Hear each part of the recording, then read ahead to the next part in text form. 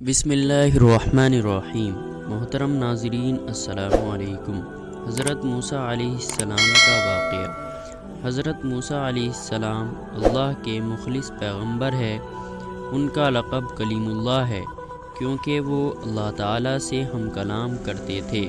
موسیٰ علیہ السلام کے والد کا نام عمران علیہ السلام اور بھائی کا نام ہارون علیہ السلام تھا۔ آپ میں طاقت اور قوت بہت زیادہ تھی۔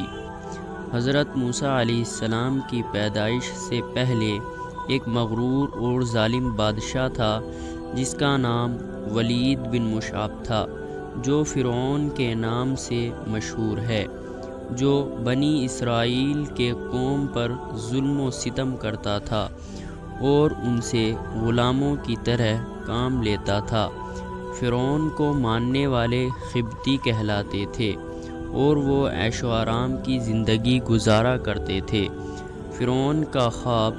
ایک روز فرعون نے خواب دیکھا کہ بیت المقدس سے مصر کی جانب ایک آگ بڑھتی چلی آ رہی ہے۔ وہ آگ تمام مصر والوں کو جلا ڈالتی ہے، مگر اس آگ سے بنی اسرائیل کے گھر محفوظ رہتے ہیں۔ فرعون نے اس خواب کی تعبیر اپنے پاس موجود کہینوں سے پوچھی تو انہوں نے بتایا کہ بنی اسرائیل میں ایک ایسا بچہ پیدا ہونے والا ہے جس کی وجہ سے مصریوں یعنی قبطیوں کی ہلاکت ہوگی۔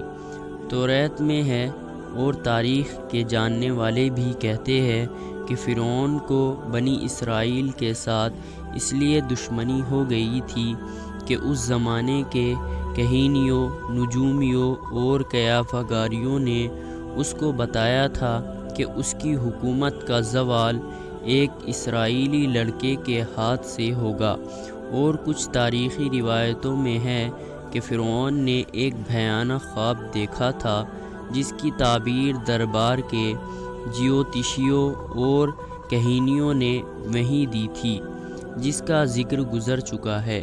اس پر فرعون نے ایک جماعت کو اس لیے مقرر کیا کہ وہ تفتیش اور تلاش کے ساتھ اسرائیلی لڑکے کو قتل کر دے اور لڑکیوں کو چھوڑ دیا کرے۔ حضرت موسیٰ علیہ السلام کی پیدائش۔ حضرت موسیٰ علیہ السلام کی والدہ جب حمل سے ہوئی تو اس کی خبر کسی کو نہ ہوئی۔ انہوں نے سب سے چھپائے رکھا، اور جب حضرت موسیٰ علیہ السلام پیدا ہوئے تب بھی سوائے قریبی رشتہ داروں کو کسی کو معلوم نہ ہوا۔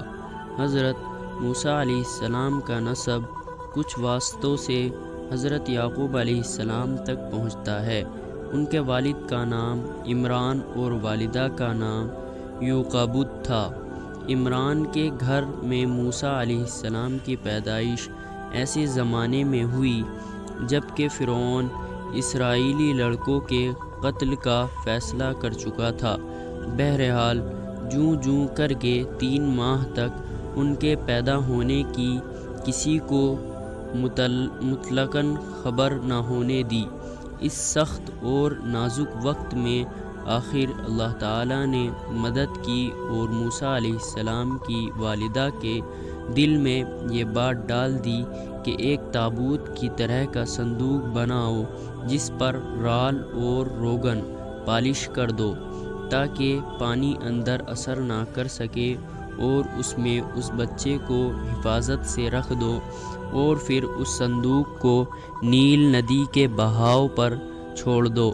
حضرت موسیٰ علیہ السلام کی ماں نے ایسا ہی کیا اور ساتھ ہی اپنی بڑی لڑکی موسیٰ کی بہن کو لگایا کہ وہ اس صندوق کے بہاؤ کے ساتھ کنارے کنارے چل کر صندوق کو نگاہ میں رکھے اور دیکھے کہ اللہ تعالیٰ اس کی حفاظت کا وعدہ کس طرح پورا کرتا ہے، کیونکہ موسیٰ علیہ السلام کی والدہ کو اللہ تعالیٰ نے یہ بشارت پہلے ہی سنا دی تھی کہ ہم اس بچے کو تیری ہی طرف لا کر دیں گے اور یہ ہمارا پیغمبر اور رسول ہوگا۔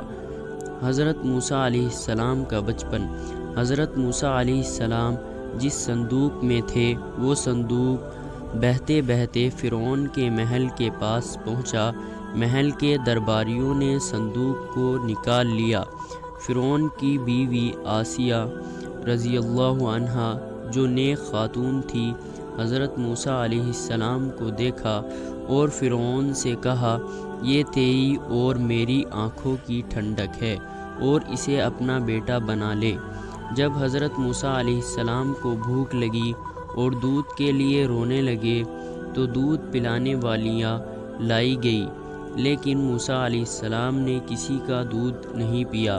قریب میں ہی موسیٰ علیہ السلام کی بہن جو آپ کی نگرانی کرتے ہوئے پیچھے آئی تھی کہنے لگی، میں ایک گھر جانتی ہوں جو اس بچے کو دودھ پلا سکتی ہے۔